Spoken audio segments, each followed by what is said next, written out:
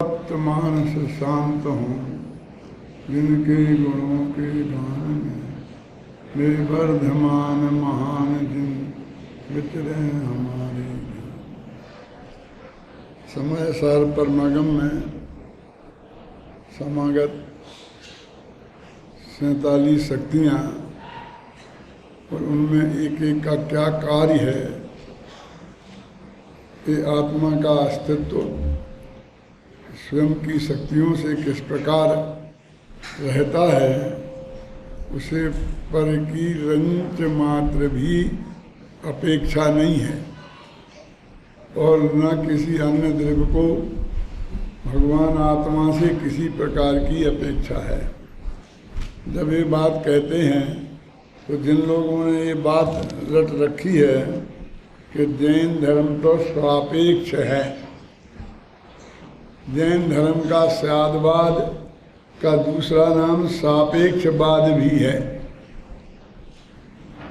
एक सापेक्षवाद विज्ञान में भी चलता है आइंस्टीन का, वो लोग उससे भी इसे जोड़ते हैं, ये बहुत कुछ मिलते जुलते भी हैं। तो अब यहाँ ये बताना है कि वो भगवान आत्मा का जितना कथन है वो सब सापेक्ष है, वस्तु सापेक्ष नहीं है। एक वस्तु को दूसरे वस्तु की रंच मात्र अपेक्षा नहीं है ना, लेकिन कथन में अपेक्षा आवश्यक है। जब कथन में अपेक्षा आवश्यक है उस बात का प्रतिपादन करते हैं तो ये वस्तु को सापेक्ष समझ लेता है। और जब हम ये कहते हैं कि वस्तु बिल्कुल निरपेक्ष है, उसे दूसरे की रंच मात्र भी अपेक्षा नहीं है, तो वो जो वाणी की स्यादवाद है उसका भी निषेध समझने लगता है। अब दोनों को हमको बराबर विवेक से समझना पड़ेगा। जैसे मैं ये कहता हूँ कि मैं ये खड़ा होकर आपके सामने कहूँ कि मैं कैसा हूँ, तो आप लोग देखकर और अपने ज्ञान में निर्णय कर सकते हैं ना। दिख गए हम स्पष्ट सब बात, फिर आपको बताएंगे बताओ कुछ बोलो, तो फिर आपको अपेक्षा की जरूरत पड़ेगी। इससे बड़ा उससे छोटा, इससे गोरा उससे काला, इससे मोटा उससे पतला, इससे बड़ा उससे छोटा, ये सब इससे उससे फिर कथन में लगेगा। जब हमको कोई बगल में खड़ा होने के लिए आदमी नहीं मिलता है ना, और हमें बताना हो कि विनय बाबू कितने लंबे हैं, तो हम बगल में खड़ा हो तो कहते हैं इनसे लंबे हैं। लेकिन नहीं हो कोई तो फिर हम कहेंगे 5 फुट 8 इंच। फिर फुटों और इंचों की अपेक्षा लेनी पड़ेगी, मैंने हमको समझे ना, फुटों और इंचों में बताना पड़ेगा। तो ऐसी बहुत अपेक्षाएं जिनवाणी में सर्वत्र ही मिलती हैं। वाणी में तो है, इसलिए स्याद बाद बोलते हैं। बाद माने कथन में स्याद है, किसी अपेक्षा एक कथन में है।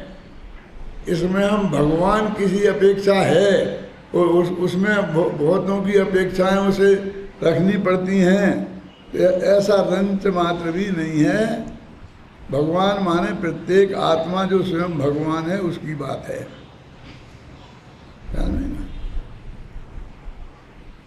जिनवाणी में भी व्यवहार के बहुत वचन हैं और जिसमें कर्ता कर्म की बात भी आती है और समय सार में भी आती है। समय सार में ये भी आता है कि कुमार घड़ा बनाता है, बड़ई गाड़ी बनाता है और कोरी कपड़ा बनाता है। और न क्या कहते हैं, घटपट रथानी दब बाणी गाथा है कि नहीं है। ये भगवान आत्मा व्यवहार में से घटपट रथ आदि का करता है, तो ऐसा नहीं, इतना स्थूल व्यवहार भी और समय सार में भी है।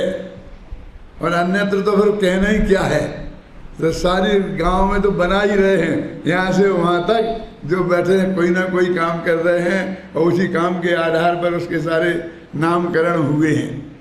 बस आचार्यों को बेचारों को 3 ही मिले थे, एक कुमार, एक बड़ई और एक पोरी जुलाहा। कहाँ मिले थे? महाराज का उनसे काम पड़ता रहता होगा, जुलाहा से कुछ कपड़ा बनवाना पड़ता होगा, कुमार से घड़े की जरूरत पड़ती होगी, क्या बड़ई से बैलगाड़ी बनवानी पड़ती होगी। क्यों? कहाँ उनको इनका क्या काम था? कि काम कुछ नहीं था, पर इनके ज्ञान के गेय बनते थे। जंगल में रहने वाले वीतरागी संत, आहार को नगर में आना उनकी एक मजबूरी थी, इसलिए वो आहार को नगर में आते थे। तो उन नगरों में हमने अभी भी देखा है अपने बचपन में कि बड़ई कुछ ना कुछ बनाया करता था, और ख़ासकर गांव में बस बैलगाड़ियाँ हैं और उनके हल बैलगाड़ी तो यही बनाया करता था, यही उनका काम आता था। खट खट खट छोटे छोटे से मकान उनके होते थे, अपने आंगन में दरवाजे पर बैठा और खट खट खट करता रहता था। कुमार घड़ा बनाता रहता था, वो भी सड़क से दिखता था बराबर, और कोरी कपड़ा बुनता रहता, खट खट खट खट। तीनों काम होते थे, रोजाना की जरूरत थी। हर आज गांव के हर नागरिक को घड़ा भी चाहिए था पानी भरने के लिए, खेत जोतने के लिए हल भी चाहिए था, और पहनने के लिए कपड़ा भी चाहिए थे। तो कोई मील के बने बनाए कोई बाहर से कपड़े धोवाते नहीं थे, गांव में ही बन करके बनवा करके नहीं पहनते थे। ये जो जमाना है ये बहुत लंबा नहीं हुआ गया है। ये आज के बच्चों को तो ऐसा लगेगा कि जैसे कोई बहुत पुराने ज़माने की बातें, आदिनाथ के ज़माने की बातें कर रहे होंगे। कि हमने अपनी आँख से देखी उस ज़माने की बात कर रहे हैं, और आज भी हम उधर जाएं उस एरिए में तो आज भी बहुत कुछ ऐसा हो रहा होता है। इसलिए वो घटपट रथ इनकी चर्चा अपने उदाहरणों में करते हैं। यही बात उनके घटपट रथ ही उनकी परम वीतरागता और वनवासी पने को बताने के लिए अत्यंत स्पष्ट है। और आजकल जैसे प्रवक्ता लोग मुनिराजों की बात हम नहीं करते हैं, हम तुम सब है ना, तो जो जो देखते हैं वो सभी हमारे उदाहरणों में आ जाते कि नहीं आ जाते हैं? सुबह से शाम तक हैं? कहाँ से लाते हैं अपने उदाहरण राजन भैया? कहाँ से लाते हैं बोलिए? यहीं आसपास से ही तो लेते हैं ना सारे उदाहरण।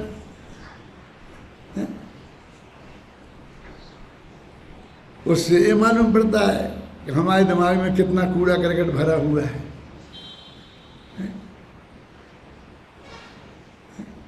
मुनिनाथ जंगल में क्यों रहते थे, ये भी बहुत बहुत गंभीरता से विचार करने की बात है। मैंने कई दफे ये चर्चा की है पंचकल्याणकों में खासकर।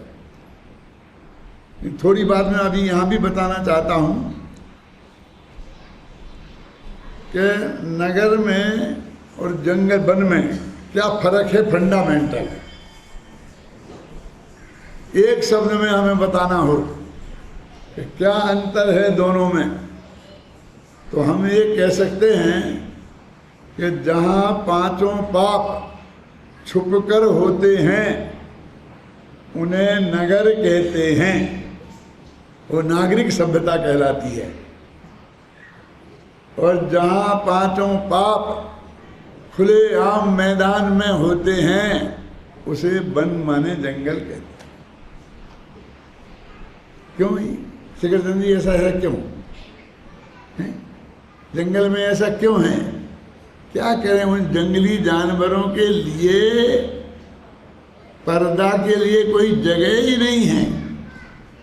उन्हें उनके लिए तो रहने के लिए रूम नहीं है, तो बाथरूम कहाँ से मिलेगा? क्यों? तो उन्होंने कहा तो जो कुछ होना है वो खुले मैदान में होना है ना। और हमारे पास सब साधन हैं, और हम एक से एक और बनाते जा रहे हैं। पाप छोड़ते नहीं हैं, बस पाप कोई करता किसी को दिखे नहीं। मैं कहता खूब पाप हों, और पाप को हम छिपा छिपा करके करते हैं। तो ये है, तो मैं कहता हूँ महाराज उन जंगलों में गए क्यों कि जहाँ 24 घंटा उन्हें पाप होते देखना पड़े। एक दूसरे को मार के खा रहा होगा, और वे कुछ नहीं कर सकते।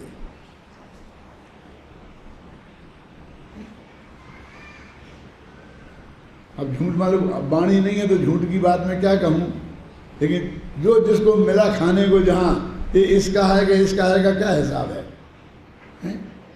वो उसने खा लिया, जो अपने पेट में पहुंच गया वो अपना, और जो यहाँ है वो सबका।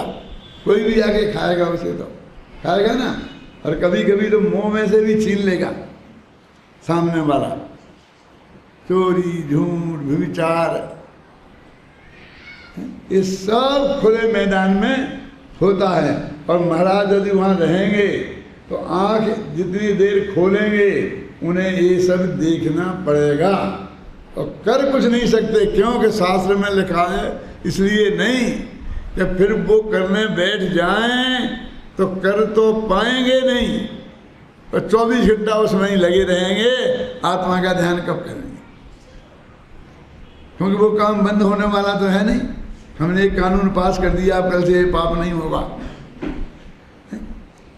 एक कुत्ता बिल्ली के पीछे पड़ा होगा, अब महाराज उसके कुत्ते के पीछे दौड़ेंगे, क्या करेंगे?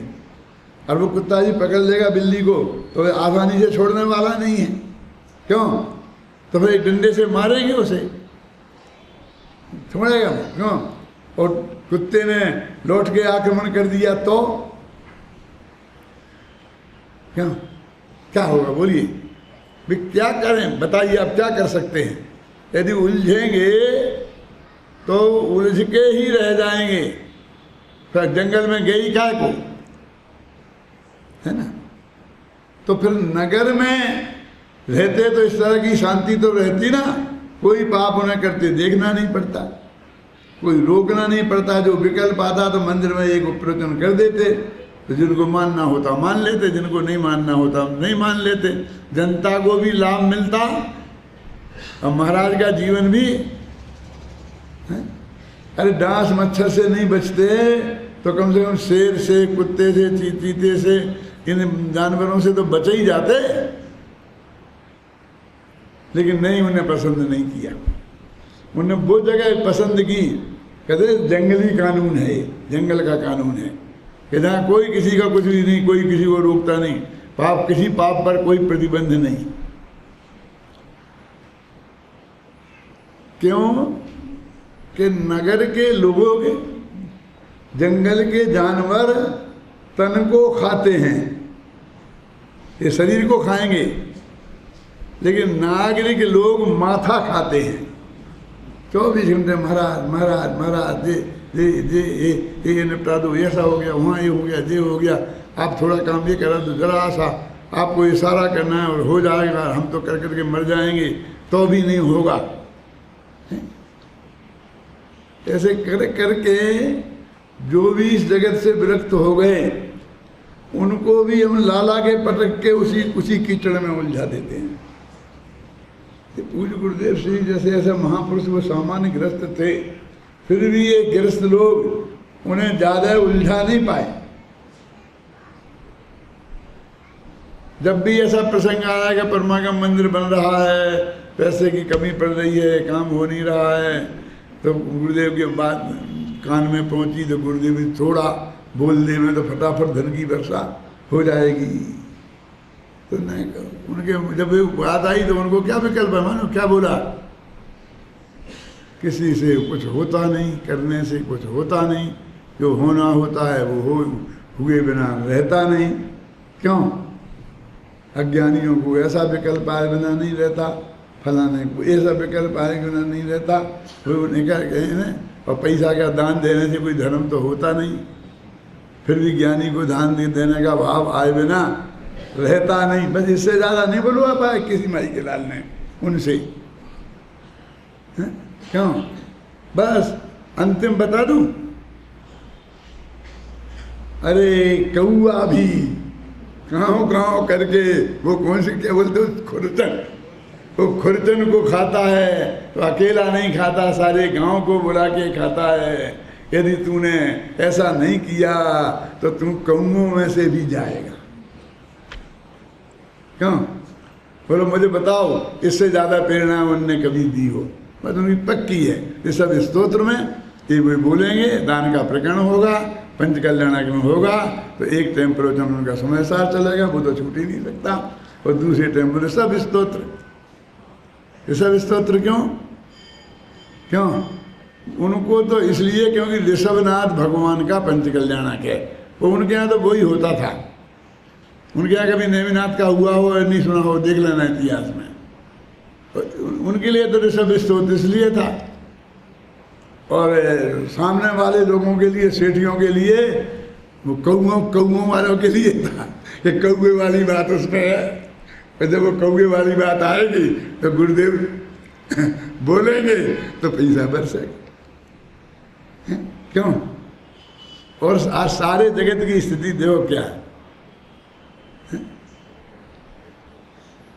देव मुनिराज जंगल में बैठकर, भगवान आत्मा कितना स्वतंत्र है, प्रत्येक द्रव्य कितना स्वतंत्र है, जो कार्य उसमें हो रहा है उसके करने में उसे किसी पर की रंच मात्र भी सहयोग की जरूरत नहीं है। ये बात इसमें बता रहे। तो वो करने में समर्थ है कि करने में वो जो होता है उसका कर्ता वो होता ही है, लेकिन उसको भी करने का विकल्प उसे नहीं है।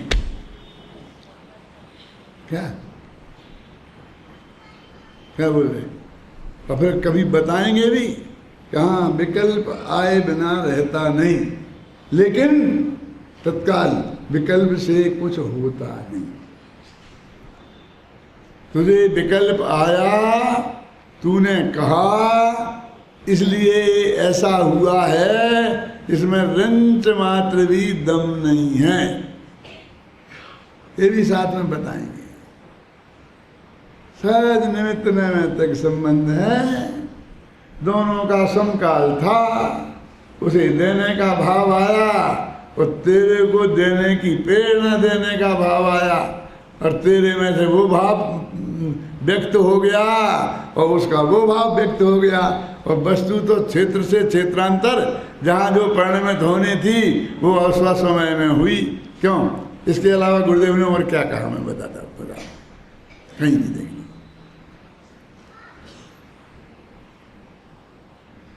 कैसी कैसी विचित्र बात है। हम सब की बता रहे ना, मैंने कल मैंने थोड़ा संकेत किया था आपको कि निरंतर हम वाणी में तो पहुंच गए वहाँ। सुबह 5 बजे से मैं सब हर व्याख्यान सुनता हूँ जो हॉल में होता है, एक भी नहीं छोड़ता। यदि मैं बाथरूम में नहाने भी जाता हूँ उस समय तो अपने कमरे की आवाज़ इतनी तेज कर देता हूँ स्पीकर की कि मुझे वहाँ नहाते वक्त भी सुनाई देता रहे। क्या? तो हम बराबर इस बात को पूरी तरीके से स्पष्ट कर रहे हैं। कभी कभी मुझे बहुत आनंद भी आता है कि हमारे हर विद्वान ये बन है, कहीं किसी में कोई प्रकार की रुचि की कमी और किसी में कोई ऐसे ज्ञान की कमी, ऐसा कोई गलत स्टेटमेंट आवे, ऐसी कोई चीज आती नहीं देखने में। और ये तो हमारे सिलेक्टेड लोगों को सुनते हैं आप, लेकिन ये 700 जो 800 जितने भी अपने विद्वान हैं परिश्रम में जाएंगे, वो सब ऐसे ही एक से एक हैं।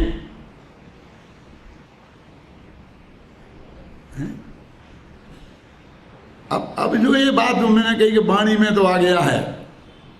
अब जब हम ये कहते हैं कि जीवन में नहीं आया, तो जीवन माने क्या? तत्काल सामने वाले झेल लेते हैं, इनने भी मान लिया कि इनके जीवन में नहीं है। और हम तो पहले ही कहते हैं कि कोरे कहने से कुछ नहीं होगा, करना पड़ेगा। और करने का अर्थ वो है जो वो लोग करते हैं। क्यों? अरे वो नहीं है। तो ये क्या है कि ये विकल्पों का भी समन होना चाहिए, ये है करना। जब हम कहते हैं कि इन विकल्पों से कुछ होता नहीं है, क्या एक बहुत अच्छा वाक्य है, अपने सामने लिखा हुआ है सब जगह कि विकल्प निरर्थक हैं और विकल्प सार्थक हैं। अब दोनों अपेक्षाएं हैं। तो निरर्थक काय में है कि जैसा विकल्प तुझे आया है वैसा गारंटी से नहीं होगा, और कदाचित हो भी गया। किसी बहुत पुण्यशाली का कभी कभी ऐसा हो जाता है कि उसका विकल्प और जगत का परिणमन दोनों एक से मिल जाते हैं। तो भी आचार्य समझाते हैं कि वो परिणमन विकल्प के कारण नहीं हुआ और उस परिणमन के कारण विकल्प नहीं हुआ। ये तो बस सहज ऐसा योग बन गया है, ख्याल में आई ना। माने वो नहीं हुआ और फिर भी थोड़ा हमें अभिमान हो जाता है ना कि पुण्य के योग से हमारा ऐसा विकल्प बन गया हो।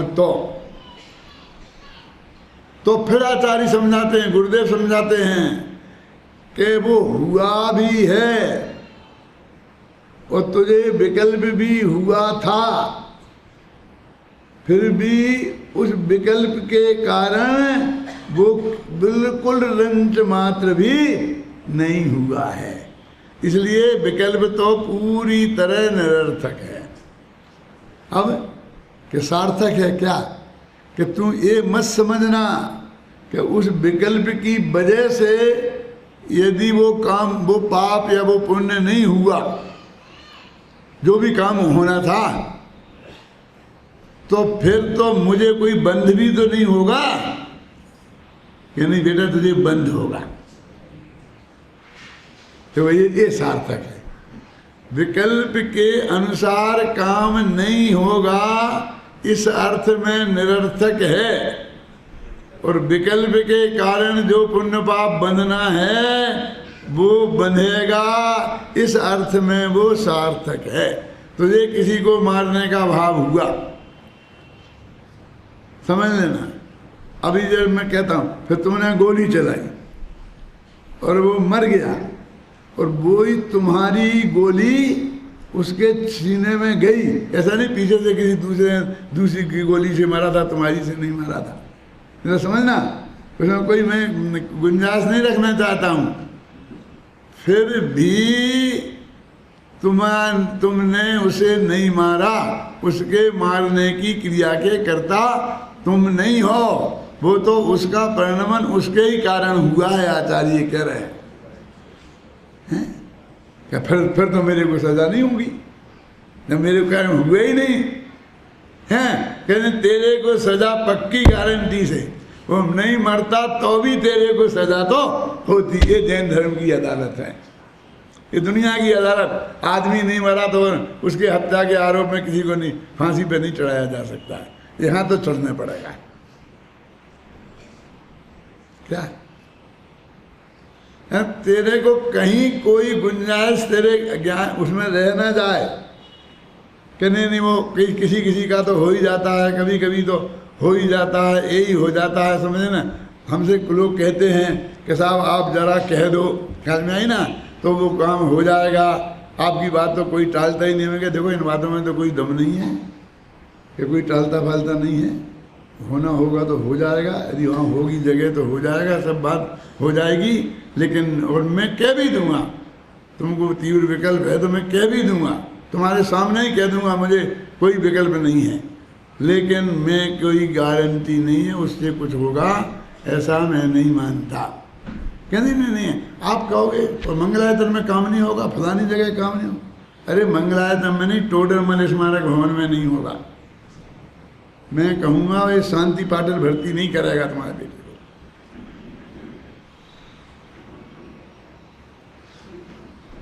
इतनी नहीं मानते तुम्हारी विद्यार्थी तुम्हारे, ये तो सब मानते हैं, लेकिन भाई यूनिवर्सिटी में भर्ती बंद हो गई, वहाँ नाम जा ही नहीं सकता। क्यों?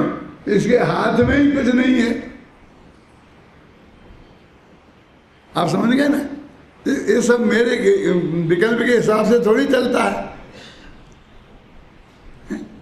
मुझे पक्का भरोसा है कि वो यदि होना होगा तो ही होगा।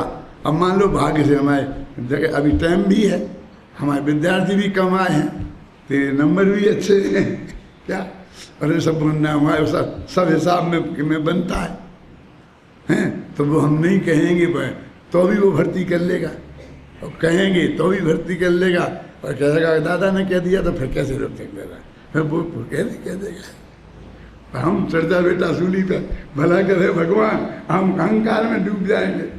लेकिन परम सत्य हर बात के लिए है। जगत में जो भी कार्य हो रहा है, इस परम सत्य हमारे ख्याल में आ जाए, ये 47 शक्तियों से आएगा कि उसने ये सब हर एक चीज़ की ये बताई है कि ऐसी शक्ति उसमें है, और वो जो काम होता है वो भी उससे ही होता है, लेकिन कोई फेर फार करने की कोई शक्ति नहीं है। गुरुदेव बार बार बोलते हैं कि आत्मा राग करे, ऐसी कोई शक्ति ही नहीं है आत्मा में।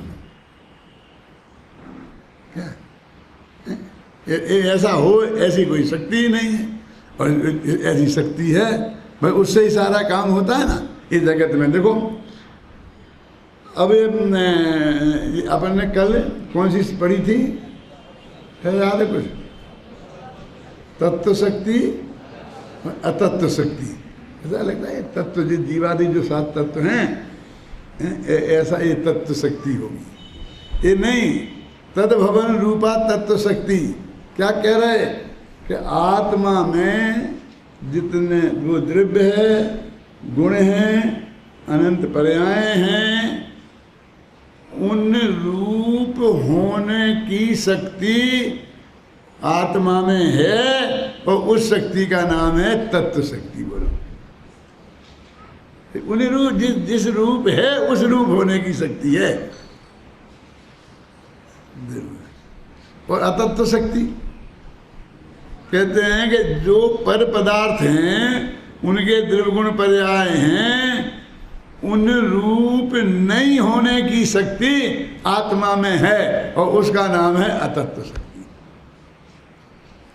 अब वो जिस रूप है वो उस रूप हो रहा है, जिस रूप नहीं है उस रूप नहीं हो रहा है। वो सब तत्व शक्ति और अतत्व शक्ति के काम हैं, इसमें कोई क्या कर सकता है?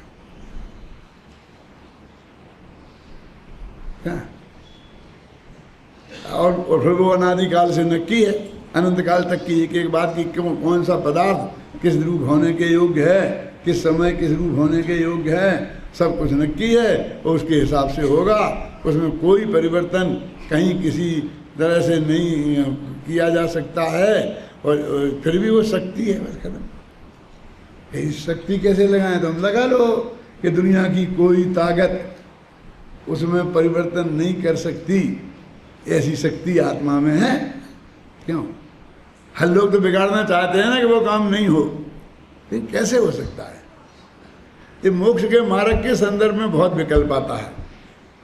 कल मेरे 2 प्रवचन के बाद में भी मेरे को इन प्रश्नों के जवाब देने पड़े कि मोक्ष की बात, मोक्ष की बात, मोक्ष की बात, मोक्ष की तो कामना होनी चाहिए ना।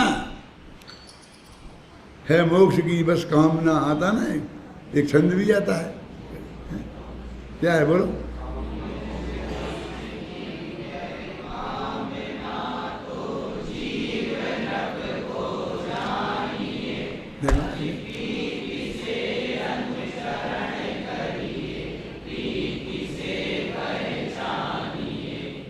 यदि मोक्ष की है कामना, तो भाषा तो ऐसी आएगी व्यवहार में, लेकिन ये तत्व ज्ञान की भाषा नहीं है, ख्याल में आई ना? वो तो कहते उसमें कुछ होगा ही नहीं। तो मैंने अंत में फिर वही हथियार लगाया कि ठीक है, कि क्या चाहते हो तुम? कि हमें मोक्ष जल्दी हो जाए, माने जब होना है उससे जरा जल्दी हो जाए। क्या मतलब है? जब होना है वो तो हो गई, ये तो हमने आपने मान ली। हम जो कुछ भी प्रयत्न करना चाहते हैं, पुरुषार्थ करना चाहते हैं, हम पुरुषार्थ नहीं करें तो इसीलिए तो करेंगे ना कि वो थोड़ी जल्दी हो जाए। कदाचित ऐसी मान ली किसी, तो क्या होगा फिर कि जब मोक्ष जो है 1000 वर्ष बाद आना था, अब वो आज आ जाएगा, तो आज से मोक्ष तक की जो संसार की पर्यायें होने वाली हैं, क्योंकि जब मोक्ष तो 1000 वर्ष बाद होना है ना, तो बीच में भी सब नक्की तो होंगी ना, फिर वे कहाँ जाएंगी? फिर मोक्ष में आएंगी कभी लौट के? स्थगित हो जाएंगी। मैं उन्हें काट के फेंकना पड़ेगा ना द्रव्य में से, यहाँ मोक्ष आ जाएगा। फिर वे मोक्ष में तो कभी आ नहीं सकती संसार की पर्याय, तो उन्हें निकाल के फेंकना पड़ेगा, तो उतना वो आत्मा छोटा हो जाएगा। तो अनंत समय होंगे उसमें, तो अनंत पर्याय होंगी। तो जो अनादि अनंत अनंत पर्याय हैं वो अनादि अनंत नहीं रहेगा आत्मा, वो 1000 वर्ष पहले क्यों खत्म हो जाएगा। तो एक कट तो वहाँ लग जाएगा कि जहाँ वो संसार की पर्याय को काट के छोड़ेंगे और मोक्ष की पर्याय को काट के वहाँ से यहाँ लाएंगे, तो एक कट वहाँ लग जाएगा, हैं? तो कई टुकड़ों वाला हो जाएगा भगवान आत्मा, फिर अखंड तो नहीं रहेगा ना।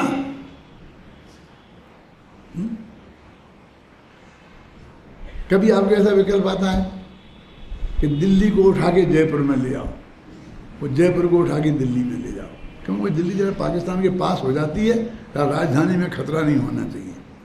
तो कोई दिल्ली से राजधानी हटाकर तो कहीं भी ले जा सकता है, मोहम्मद तुगलक जैसी क्या, लेकिन वो दिल्ली को नहीं ले जा सकता। वहाँ दिल्ली का जो स्थान है वो दिल्ली में ही रहेगा, नाम बदल सकते हो आप, उसका नाम कुछ भी रख सकते हो, हैं?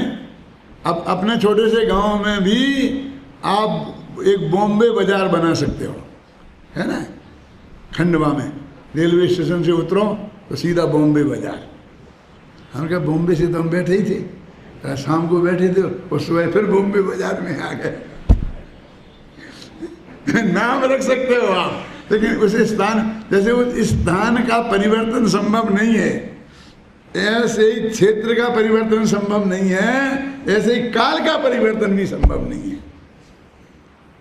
तो क्या करना चाहते हो, क्या का पुरुषार्थ तुम करना चाहते हो? मोक्ष जल्दी ना आएगा नहीं, संसार की पर्याय वहाँ से हटेंगी नहीं, तो उन्हें हटा नहीं सकते। ये राग देश खत्म कर दें, कुछ नहीं कर सकते हो। गुरुदेव की भाषा में जवाब दूं कि जो राग पैदा हो गया उसे तो खत्म करोगे क्या, वो तो पैदा ही हो गया, और अगले समय वो अपने आप ही अभिभाव अभाव शक्ति आएगी कि वो अगले समय में पर्याय गारंटी से अपने आप ही खत्म होने वाली है। और जो पैदा नहीं हुआ उसको क्या नाश करोगे? क्या हम ये कोशिश करेंगे वो पैदा नहीं हो, तो पहले तो ये नक्की हो गए ये पैदा होने वाला था और ये तेरी कोशिश से नहीं हुआ, कहीं वो वैसा ही नक्की होगा तो?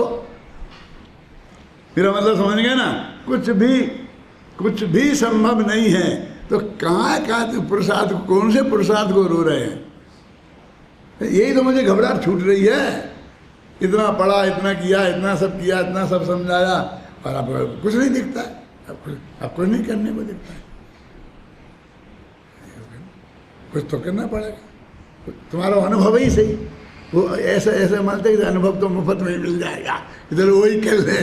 जब कुछ नहीं कर सकते तो अपना अनुभव तो कर ही ले।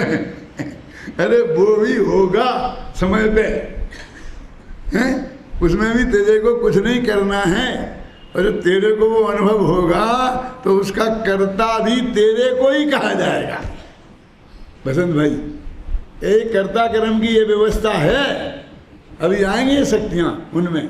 मतलब तुझे करना कुछ नहीं है, तो अपनी पर्यायों का कर्ता, निर्मल पर्यायों का कर्ता तू ही है। वो परम निश्चय शुद्ध निश्चय नहीं। ऐसे कोई भी लगा लो, तुम्हें लगा लो, जिससे कार्य होता है, कार्य को जो स्वीकार करेगा वो कर्ता को भी स्वीकार करेगा, तो तेरे कोई बनाएगा तुम्हें। ख्याल में ये नियम है। इतनी बड़ी, आप इसको बहुत छोटी बात समझ रहे हैं, लेकिन ये 47 शक्तियों में इतनी बड़ी बात कह रहे कि तत्व शक्ति है। तत्व शक्ति कहते क्या है? तत्व शक्ति अब आगे मालूम। एकत्व शक्ति, अनेकत्व शक्ति है ना। देखो क्या है। अब एकत्व शक्ति क्या है? एक पेड़ है, नीचे से होगा ना, फिर उसमें ऐसी डालियाँ होती, फिर छोटी छोटी डालियाँ, फिर टहनियाँ, फिर पत्ते। अब मैं आपसे पूछता हूँ, वो पेड़ एक है ना? एक है कि अनेक है? नीचे से देखो तो एक है, ऊपर से देखो तो अनेक है। डालियाँ भी अनेक हैं, टहनियाँ भी अनेक हैं, पत्तियाँ भी अनेक हैं, फल भी अनेक हैं।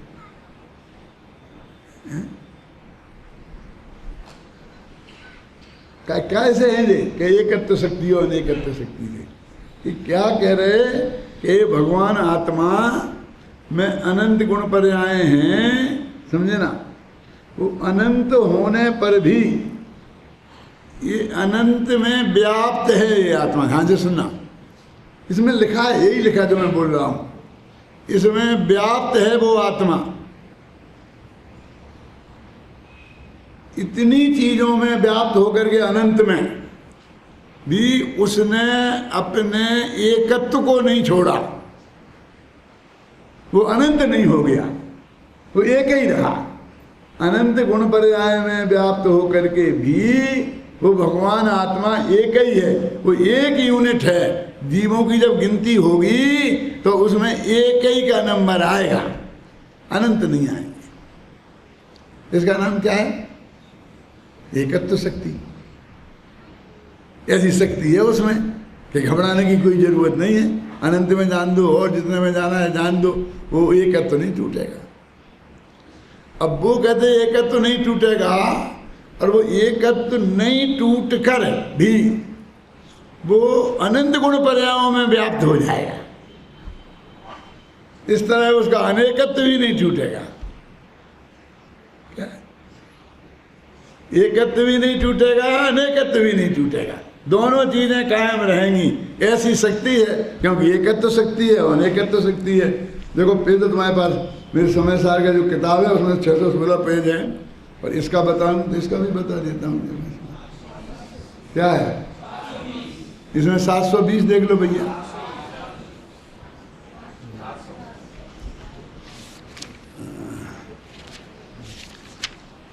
एकत्व शक्ति और अनेकत्व शक्ति। देखो, अनेक पर्यायों में व्यापक है। पर्याय माने गुण भी इसमें आ गया, प्रदेश भी इसमें आ गए। पर्याय शब्द का क्या अर्थ होता है, इसके लिए अभी मेरी किताब आ रही 2-3 दिन में। वैसे तो 12 साल पहले भी छपी थी वो, लेकिन अभी दोबारा मैंने पूरी लिखी बसंत भाई हैं। वो लोग मुझे इसमें ये रह गया, छपाई की गलतियाँ भी थी, ऐसी थी। तो मैंने कहा इतना सुधारी के चक्कर में इसकी बजाय उसको रिजेक्ट कर दो, और मैंने द्वारा पूरी लिख दी। उसका नाम भी दृष्टि का विषय है, और वो प्रेस में दे दी। आजकल में छपकर 2-4 दिन में आ जाएगी। तो उसमें बहुत मैंने विस्तार से ये बात लिखी है कि वो भगवान आत्मा लिखा ना, क्या लिखा? अनेक पर्यायों में व्यापक, एक द्रव्यपने को प्राप्त एकत्व शक्ति है। अनेक पर्यायों में, पर्याय माने परमात्म क्या? हाँ, सब आ गए, माने गुण आ गए, प्रदेश आ गए, जो भी सब। मेरा मतलब पर्याय माने, हाँ ये क्यों बता रहा था, पर जो एक असली परिभाषा जिसमें कहीं कोई अतिव्याप्ति अव्याप्ति नहीं मिलेगी, कि जो पर्यायार्थिक नय का विषय है उस सब का नाम पर्याय है। बस खत्म। अब गुण नहीं, गुण का नाम पर्याय नहीं है, वो गुण भेद का नाम पर्याय है, क्योंकि वो पर्यायार्थिक नय का विषय है। वो दृष्टि के विषय में जो पर्यायार्थिक नय का विषय है वो नहीं है। अब गुणों का भेद ये है, मतलब वो पर्याय है इसलिए वो नहीं है। और गुणों का अभेद, जिसे शास्त्रीय भाषा में बोलते अनुश्रुति से रचित, क्या पर्यायों के संदर्भ में बोलते हैं प्रवाह, क्षेत्र के संबंध में बोलते हैं विस्तार। समझ में आया क्या नहीं आया? अनुश्रुति से रचित विस्तार और अनुश्रुति से रचित प्रवाह है।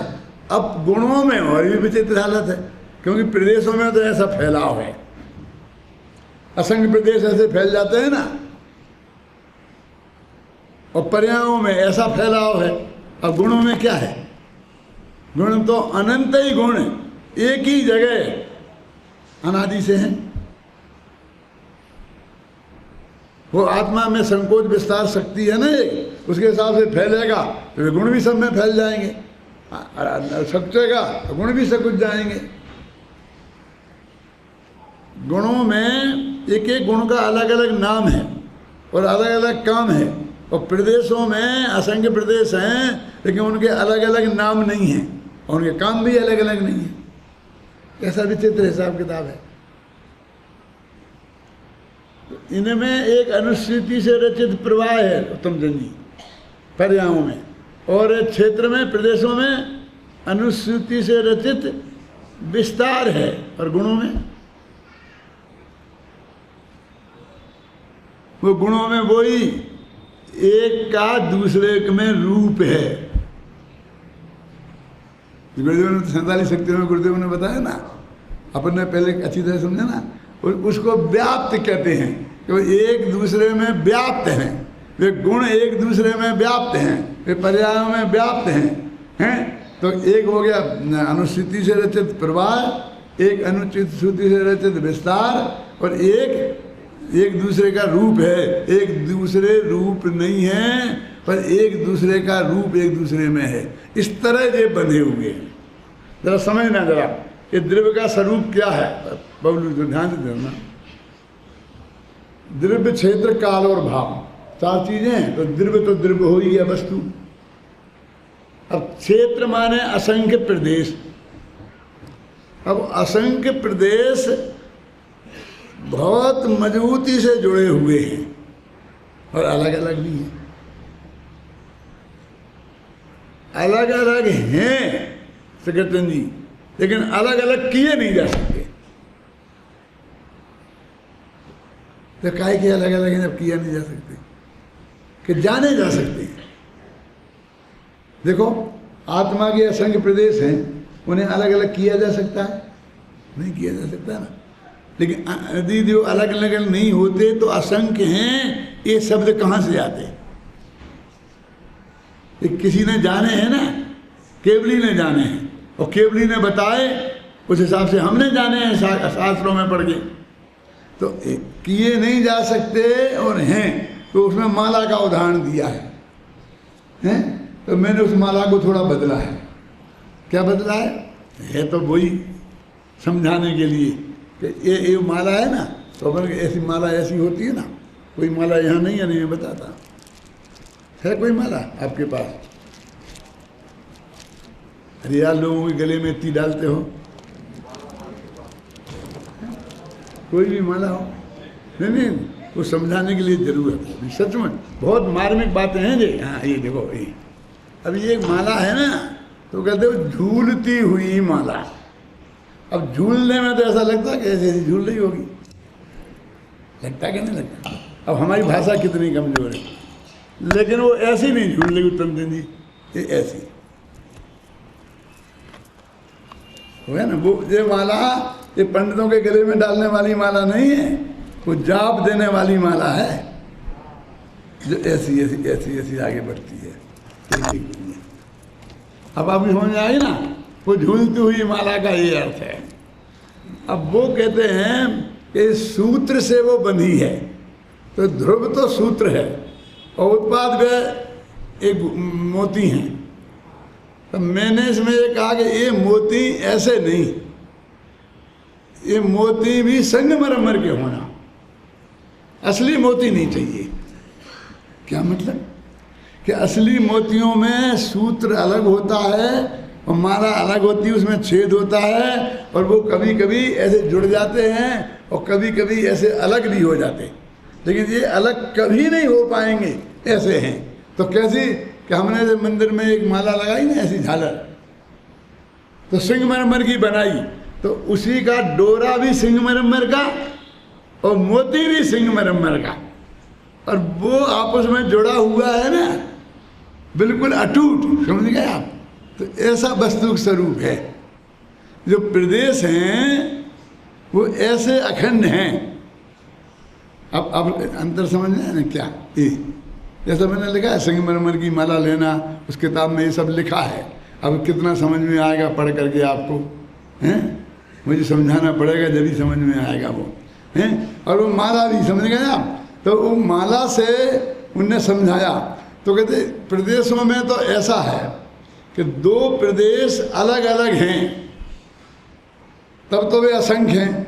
लोकाकाश के असंख्य प्रदेशों पर एक एक प्रदेश है ना, तो बिल्कुल अलग अलग हो गए। लेकिन वो 2 को कभी तोड़ नहीं सकते, कि तोड़ सकते होते तो क्या हो जाता, तो फिर हमें यहाँ वाले प्रदेश को यहाँ ले जाते। यदि तोड़ सकते होते तो इस मोती को यहाँ से लेके हम यहाँ ले आते और हमारी इच्छा पूरी हो जाती। क्यों प्रदेशों में तो हमें ऐसा कोई परिवर्तन करने की जरूरत नहीं महसूस होती, क्यों उससे कोई सुख दुख नहीं होता। अब पर्यायों में ऐसा है कि वो मोक्ष पर्याय, संसार पर्याय, ऐसे ही वो पर्याय भी ऐसी अनुश्रुति से रचित प्रवाह है। वो मोतियों की माला नहीं, संगमरमर के मोतियों की माला जैसे जुड़ी है, समझ गए आप। वो पर्याय अनादिकाल से अनंत काल तक बिल्कुल अलग अलग हैं, लेकिन एक दूसरे से इतनी जुड़ी हुई हैं कि बीच में रंच मात्र भी जगह नहीं है। पाकिस्तान और हिंदुस्तान अलग अलग हैं क्या? एक क्या बात करते हो, बिल्कुल अलग अलग है। चलो बताओ मुझे कहाँ है? हमें तो बिल्कुल जुड़े ही दिखते हैं। ये पाकिस्तान है, ये हिंदुस्तान है, यहाँ हमें कहीं जोड़ दिखता ही नहीं है। अखंड है क्या नहीं? ऐसे ही 2 प्रदेशों के बीच में, 2 पर्यायों के बीच में और 2 गुणों के बीच में ऐसी अखंडता है। पर्यायों प्रदेशों की समझ में आ गई। अब पर्यायों की कि अनादिकाल से अनंत काल तक जितने भी 3 काल के समय हैं उनमें आत्मा की एक एक पर्याय एक में जुड़ी हुई है। और वो जो 3 काल के समय हैं वे भी अखंड रूप से जुड़े हुए हैं, उनको भी काटा नहीं जा सकता। और उनमें हमारा एक एक पर्याय वो भी अखंड रूप से जुड़ी हुई है, उन्हें भी नहीं काटा जा सकता है।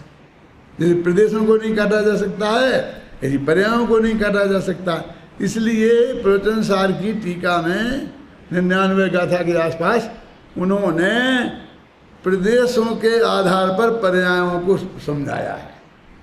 पर्यायों की क्रमबद्धता, प्रदेशों को बनाया उदाहरण और उसे बनाया सिद्धांत। अब गुणों का मामला क्या है कि गुण तो सब एक ही साथ ही है और आत्मा के प्रत्येक प्रदेश में है, और हर गुण की प्रति समय एक पर्याय होती है। तो उसमें समयों में भी बंधा हुआ है गुण और प्रदेशों में भी बंधे हैं और वैसे भी गुथे हुए हैं। वो तो जोड़ और भी ज़्यादा मजबूत है। अब यदि बिल्कुल पक्का जोड़ के एक कर देते हैं तो आटा इकट्ठा हो जाएगा, फिर वो मामले हो तो उन्होंने कह दी कि नहीं, ज्ञान ज्ञान रूप है और दर्शन दर्शन रूप है। लेकिन ज्ञान का रूप दर्शन में है और दर्शन का रूप ज्ञान में है, वो ऐसे जुड़े हुए। समझ लें ना। अब कौन कौन द्रव्य जुड़े, गुण जुड़े हुए हैं, पर्यायें जुड़ी हुई हैं, प्रदेश जुड़े हुए हैं, और गुण अनंत अलग अलग हैं और पर्याय अनंत अनंत अलग अलग हैं और प्रदेश असंख्य अलग अलग हैं। अब अलग अलग और जुड़े हुए दोनों एक साथ समझ में आना चाहिए। अब वो आत्मा, ये आत्मा में ये सब शामिल है जो बताए ना। अब ये इसके 4 भेद हो गए, तो भेद तो पर्याय को कहते हैं और पर्याय शामिल नहीं है, तो इसको भी निकालोगे क्या? ये असंख्य प्रदेश अनंत गुण, अनंत अनंत पर्यायें, इनका अखंड पिंड, ये भेद निकाल दिया और वो अखंड जो पिंड बचा वो भगवान आत्मा त्रिकाली ध्रुव है। वो तेरे ज्ञान का ज्ञेय पहले बनना चाहिए था, शास्त्र ज्ञान के आधार पर गुरु से समझकर, और वो बनेगा तब बाद में वो अनुभव में आएगा। तब तू अनुभव की डग भरेगा उधर को, तब तेरा अनुभव की तरफ मुख होगा। बहुत बहुत बात है। इसी विषय को बहुत विस्तार से मैंने वहाँ पर अमेरिका में समझाया था 99वीं गाथा के संदर्भ में। वहाँ ऐसा विषय चलते हैं। मैंने 99वीं गाथा चलाई, उत्तम चंद जी ने सुपर प्रकाशक चलाया, और क्या है, कौन सा ग्रंथ है वो अपना, तो लघु तत्व स्फोट के आधार पर पूरा अध्याय है अमरचंद्र का 13वां अध्याय, जिसमें बहुत स्पष्ट शब्दों में लिखा है, ख्याल में है ना, ऐसा लिखा है कि जो ऐसा मानता है कि आत्मा पर को नहीं जानता तो आत्मा स्व को भी नहीं जान सकता। पर को जाने बिना आत्मा स्व को नहीं जान सकता। कितना स्पष्ट निकाल के बताया था तुम चंद जी ने भरी सभा में सबको। मैंने ऐसे श्रोता हैं वहाँ। राजेंद्र जी कभी निमंत्रण आया तो मना मत करना।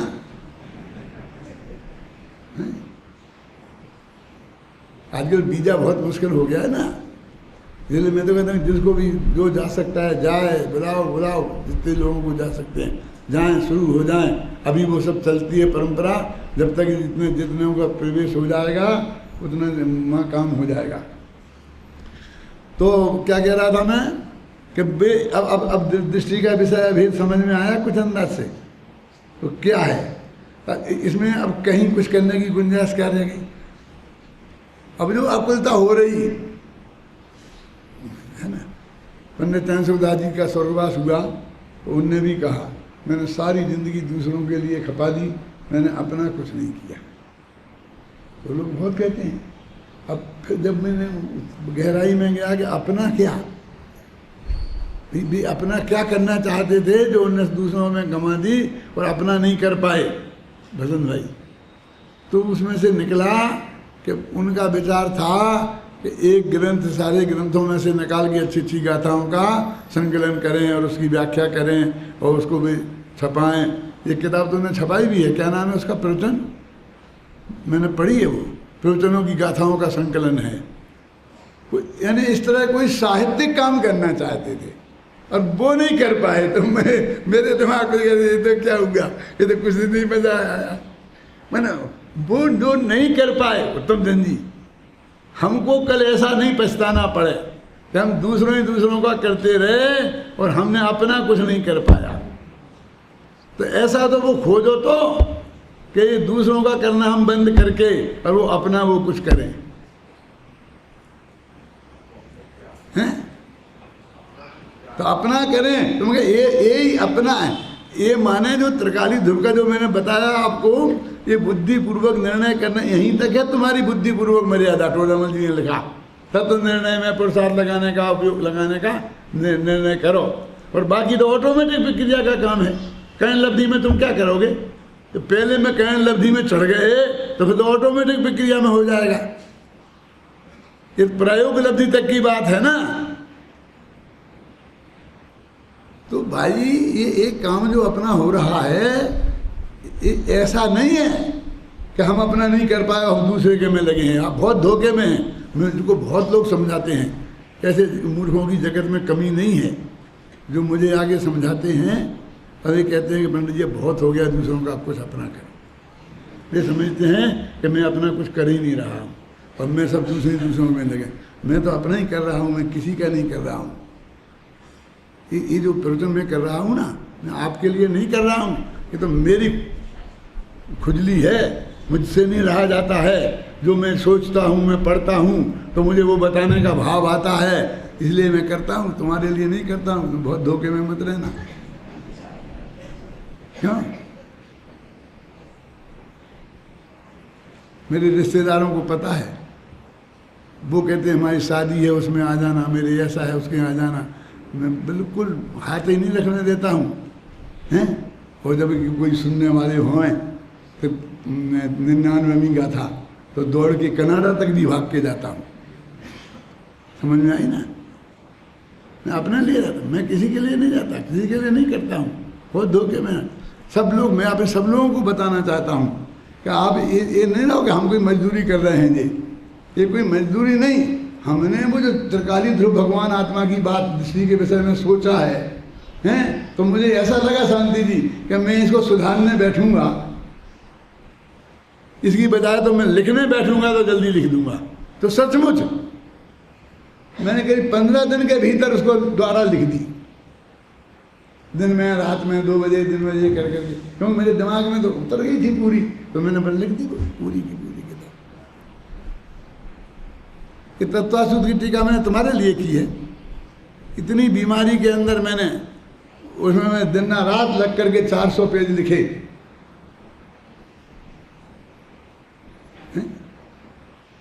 जिसमें जैसे हाथ उठाना भारी था। बोलता था, बुला के लिखता था, करता था, ये करता था, दिन में रात में सब में बुला के हम करके करता क्या। तो ये क्या है कि अब हमने अपना नहीं कर पाया, अपना नहीं कर पाया, तो नक्की तो करो क्या करना है तुम्हें अपना, हैं। लोग कहते पंडित जी सब तो रिटायर्ड हो गए, आप कब रिटायर्ड हो गए? मैं तो 47 वर्ष पहले रिटायर्ड हो गया। क्यों तुमसे जी मैं पूछता हूँ, आप हो गए ना रिटायर्ड? घबराने नहीं, अब तो अपनी दोस्ती हो गई ना, अब तो कह सकते हैं अब आप रिटायर्ड हो गए। तो रिटायर्ड होके क्या कर रहे? तो जो आप रिटायर्ड होके कर रहे वो मैं 47 साल से कर रहा हूँ। मैं भी इंदौर से छोड़ के आया था ना, और यहाँ आया तो उसी दिन से रिटायर्ड होके तो आया। ये तो मेरी रिटायर्ड की तो लाइफ है, तुम भी तो रिटायर्ड होके यहीं आओगे, जाओगे कहाँ बताओ? क्या करोगे रिटायर्ड होगे? एकदम अंदर चले जाओगे और सीधे मोक्ष में चले जाओगे, हैं? क्यों? क्या हो जाएगा मैं ये बताओ तो, हैं? अच्छा आपको आत्मा का अनुभव हो गया, अब फिर तूने हमको चक्कर में फंसाया। कह दो तो तुम एक राजनीति घुमाएगा, और ये कह दो कि नहीं हुआ तो दूसरी राजनीति घुमाएगा। उन्हें खुद को तो भाव नहीं है, फिर दूसरे को क्या बताएंगे? और कह दो हो गया, इनको भी हो गया, इन जैसे हो गया हो जैसे कोई पर पुरुष से गर्भ हो रह गया हो, ऐसा लगता है इनको। क्या है, क्या हो गया है? क्या गजब होना है? सम्मा दर्शन हो जाना कोई गजब होना है? क्या है? आत्मा का दर्शन हो जाना कोई गजब हो जाना है? हो गया तो क्या, और नहीं हो गया तो क्या? तुझे क्या, मैं ये पूछता हूँ। तुझे समझना हो तो तुम पूछ, तो तुम समझा सकते हैं, समझना भाव आएगा। नहीं समझना हो तो अपने घर बैठ।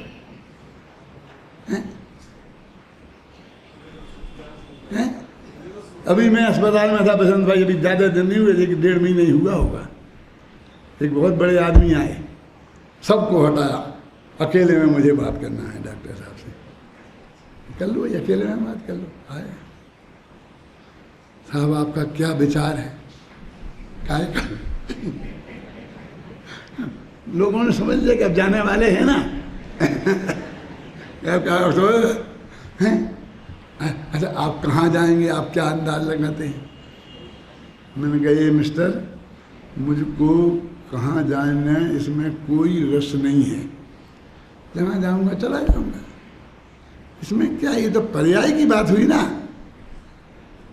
मैं तो त्रिकाली ध्रुव यही हूँ ना, मुझे कहाँ जाना है?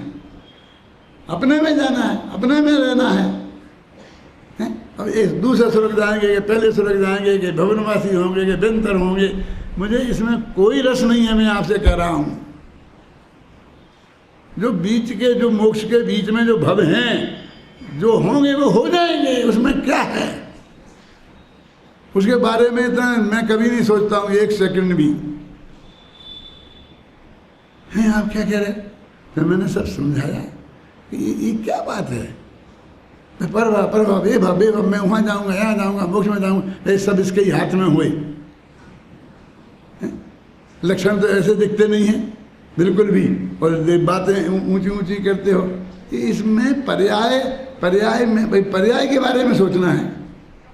यदि मेरा अंतिम समय आ गया है तो पर्याय के बारे में सोचने के लिए आया है कि स्वभाव के बारे में सोचने के लिए आया है। क्यों बोलो, क्या करूँ मैं, बोलिए। इन्होंने वो समाधि मवाधि, कौन सी समाधि? समाधि है मेरी तो, आदि व्याधि उपाधि से रहित परिणाम का नाम समाधि है।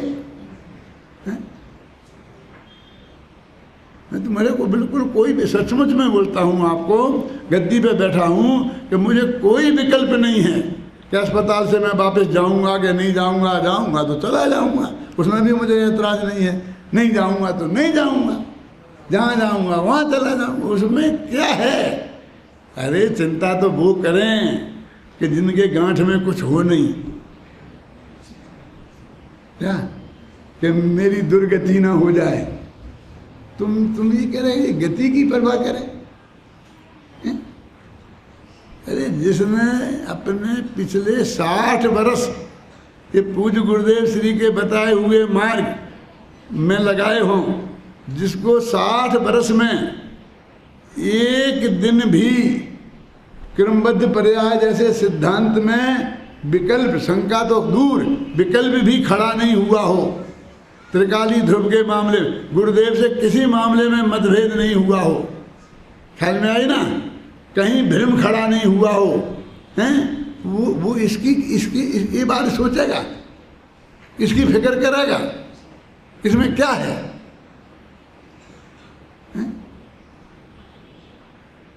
तो इसलिए मैं कहता हूँ कि अभी हमें वो पता ही नहीं है, जिसके निमित्त में होकर कहाँ जाना चाहते हो पहले वो नक्की कर लो कि हमारे रिटायर्ड हो गए हम वहाँ जाएंगे। तो हम तो ये देखते हैं, मैं रिटायर्ड होकर के कुंडलपुर जाऊँगा कि फलानेपुर जाऊँगा कि फलाने जाऊँगा, ऐसा सोचते हैं ना। सही कुंडलपुर कह लो, दूसरा ऐसा समझ लो जयपुर जाऊँगा कि सोनगढ़ जाऊँगा कि शिखर जी जाऊँ।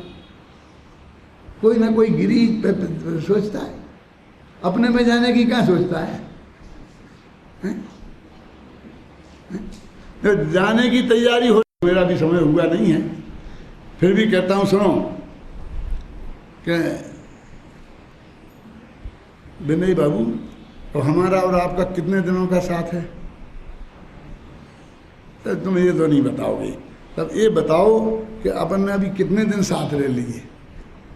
कितने दिन हो गए? 47 साल हो गए। 47 साल हो गए। ये विनय, मैं जब जयपुर आया था तो फर्स्ट डे से मेरा इनका संपर्क है और आज तक है, भी बराबर बना हुआ है और अंत तक बना रहेगा। ख्याल में आई ना? क्यों बना रहेगा अंत तक? क्योंकि मैं ही पहले जाने वाला हूँ, इसलिए बना रहेगा अंत तक। नहीं तो अब मैं पूछता हूँ कि ये 47 बरस में अब हिसाब लगाओ कि सचमुच कितने दिन मिले हमारा साल में। प्रवचन में आगे तुम वहाँ सुन जाते हो, मैं यहाँ कर देता हूँ, फिर अपने घर चले जाते हो। नमस्ते तक तो होती नहीं है, अब उसे मिलने में गिने कि नहीं मिलने में गिने? बोलो परमात्मा। यदि उसे नहीं मिलने में गिने तो गए। अब कभी साल में एक आध दफे 5 मिनट बात हो जाती होगी, ऐसे 47 वर्ष में 47 5 मिनट गिन लो बस, इतने मिले। और अब बाकी का हिसाब लगा लो, जो 10-5 वर्ष की तुम कल्पना करते होगे उसमें 10-5 मिनट भी नहीं मिलेंगे असलियत में। काय का साथ क्या छोड़ना है, छूटा ही हुआ है ना। बोलो शिखरचंद जी, आप आए विदिशा से, मिले, बैठे 5 मिनट को आए, घर पर बैठ के बात कर ली, बस खत्म। वही तो मिलना है ना, वो भी मिलना है। अब उससे बाकी की ज़िंदगी में किससे कितना मिलना है? काय का राग देश, क्या लेना देना, क्या कर देगा वो? यहाँ तो हम दिन रात ही पढ़ते हैं कि इसके पढ़ने से हमारा जहर नहीं उतरा तो काय से उतरेगा? ये महामंत्र से जहर नहीं उतरा, एक द्वीप दूसरे द्वीप का करता ही नहीं है, कोई किसी का भला बुरा कर ही नहीं सकता, कुछ हो ही नहीं सकता। हर एक का जो कुछ भी है वो स्वयं से ही है। मैं आपसे पूछता हूँ, हैं, एक बात। और दूसरा, ऐसे साधन भी कहाँ मिलते हैं जो इतनी प्रेम से तत्व की बात सुन रहे हैं, खुद पढ़ रहे हैं, पढ़ा रहे हैं, जो विद्वान हैं तो वो अपना अपना स्वाध्याय कर रहे हैं, इसी तत्व ज्ञान में लगे हुए हैं ना। तो ऐसे सर्वोत्कृष्ट साधर्मी हमको कहाँ मिलेंगे? यदि एक नए आदमी को खोजने जाएंगे तो इतना वो पड़ा पड़ा मिलेगा? फिर इनसे राग द्वेष करना, फिर किनसे प्रेम करना, फिर वात्सल्य भाव किनसे रखना? मुझे बताओ। जो इस लेन में ही लगे हुए हैं 24 घंटा, जब हम ये कहते हैं कि हमें आप में रंच मात्र भी इस मामले में मतभेद नहीं है, तत्व ज्ञान में भी नहीं है, इसमें भी नहीं है, किसी बात में भी नहीं है, तो फिर क्या रह गया बाकी? मेरी समझ में नहीं आता। बोलो आप बताओ।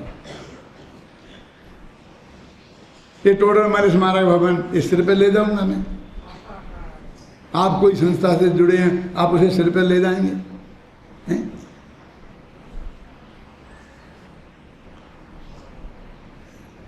भाई कुछ नहीं है। मेरे कहने का मतलब तुमको क्या करना है वो करो ना। मैं रिटायर्ड होने के लिए सोच रहा हूं, क्या सोचना? इसमें समय खराब क्यों करना? जो रिटायर्ड होने के बाद करना है उसकी सोच, और वो आत्मा के तत्व निर्णय के अलावा और कुछ नहीं करना है। छोटी छोटी बात पे कसाय पाल करके और अपना हमारा समय खराब करना, ये करना, खुद का दूसरों का, क्या फायदा है इसमें? है ना? बोलो बोलो शांतिलाल जी, क्या है? तो ये जो 47 शक्तियाँ हैं, पूज्य गुरुदेव श्री का इतना व्याख्यान है, इतना तत्व ज्ञान है। अब अपना बताइए, अपन से और कौन बड़े, किनके पास जाएंगे, कहाँ जाएंगे? फिर वहाँ जा करके अपन वो चीज़ पाएंगे? हैं? अपन यहाँ पर जो अपनी क्रीम तो सब यहाँ मौजूद है लगभग, श्रोताओं की भी, वक्ताओं की भी, है ना? मैं ऐसा नहीं कहता हूँ कि कोई और इससे बड़े वक्ता नहीं होंगे, होंगे तो वे भी गिनती पे रखने ही लायक तो है ना। वे सब हमारे लिए श्रद्धा के पात्र हैं, वो हमारे वात्सल्य के भाव के अधिकारी हैं ना, कोई भी है जो भी है। तो इस वात्सल्य भाव से इस तत्व ज्ञान को हम गहराई से अपनाएं, और जो जो बात एक विद्वान बोलता है तो उसमें क्या गहराई है जो हमारे ख्याल में अभी तक नहीं आई थी, उसको हम गंभीरता से विचार करके समझें तो हमें उस तत्व ज्ञान का लाभ होगा। अब मान लो आपको नहीं जचती है तो मत मानो, क्या फर्क पड़ता है? उससे तो कुछ होता नहीं है, हैं? और यदि वो बात अप्रयोजन भूत है तो फिर तो भगवान ही मान लेगा, क्या करना? अत्यंत प्रयोजन भूत है, उसमें भी कहीं कोई मतभेद रहता है तो रह जाएगा, हमें उसे क्या फर्क पड़ता? उसके पीछे इतना बड़ा राग देश खड़ा कर देना ये कोई समझदारी की बात